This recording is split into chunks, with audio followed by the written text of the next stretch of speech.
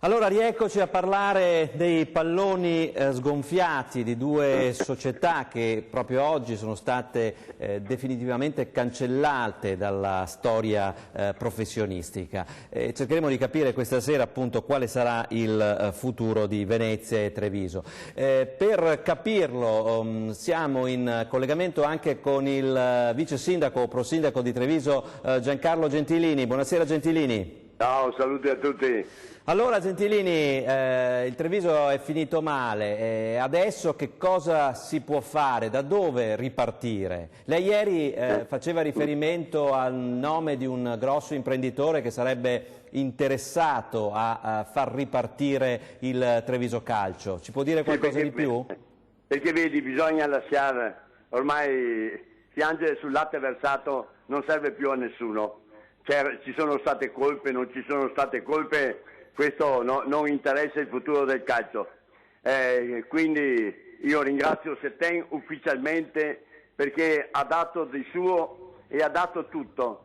Forse qualche cattivo consigliere lo ha distratto su qualche strada maestra, ma ormai la cosa è fatta. Ale iacta est, il dado è tratto. Adesso dobbiamo pensare a ridare ai cittadini e alla città di Treviso il calcio nuovamente, perché voi sapete che Treviso mangia calcio, ma io sentivo anche prima i discorsi perché non c'è pubblico. Voi dovete sapere che Treviso ha una decina di squadre di calcio dentro il proprio comune. A 1 chilometro ci sono decine e decine di squadre di calcio che vanno per la maggiore. Vediamo il Vittorio Veneto che ha vinto il campionato e che è arrivato secondo senza perdere una partita.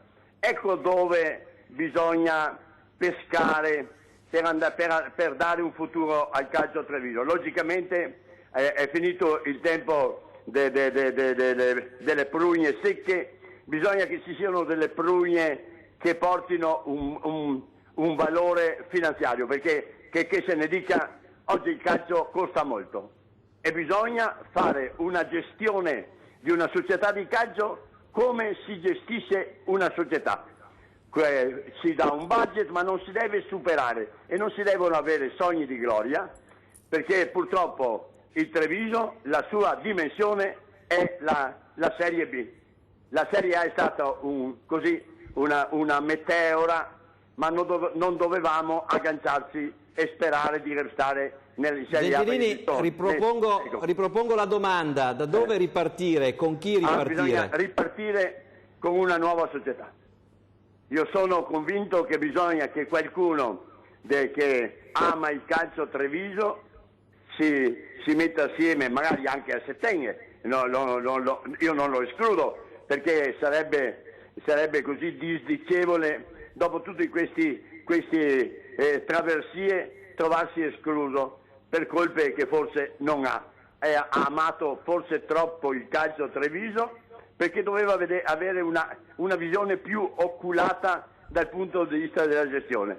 Si è lasciato trascinare, come siamo noi trevigiani, dall'entusiasmo, ma adesso bisogna a bocce ferme chiedere, come ho chiesto a tanti industriali, cominciate a fare sinergia, 2, 3, 4, partiamo con una piccola squadretta e in 1 anno, 2, 3 potremo tornare alla ribalta, ma senza sogni di gloria. Per l'amor mi di Dio, Dio, d'accordo. Vedevo che scuoteva la testa il Presidente della Provincia. Lo stadio che è più che sufficiente per la città di Treviso.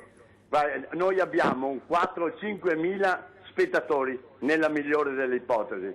Cosa me ne faccio io di un campo di calcio di 23, 24, 25 mila persone? Per cosa? Per mollare i coniglietti a mangiare l'erba per risparmiare i denari? No. Gentilini, mi fa i nomi delle persone che ha contattato per questa nuova cordata? No, ragazzo mio, vengono da me come vanno dal confessore e mi dicono: signor sindaco, cosa ne pensa se io mi affacciassi? Però voglio le cose molto chiare. Ecco, chi ha voglia di subentrare vuole le cose molto chiare, perché Treviso, io sono un vecchio appassionato di tanti e tanti anni fa, giocavo al tennis nel 48-49, pensati di che generazioni sono. ma ho visto tante traversie del calcio Treviso e questa è stata un'altra delusione, perché in Piazza dei Signori non si parla altro che di calcio.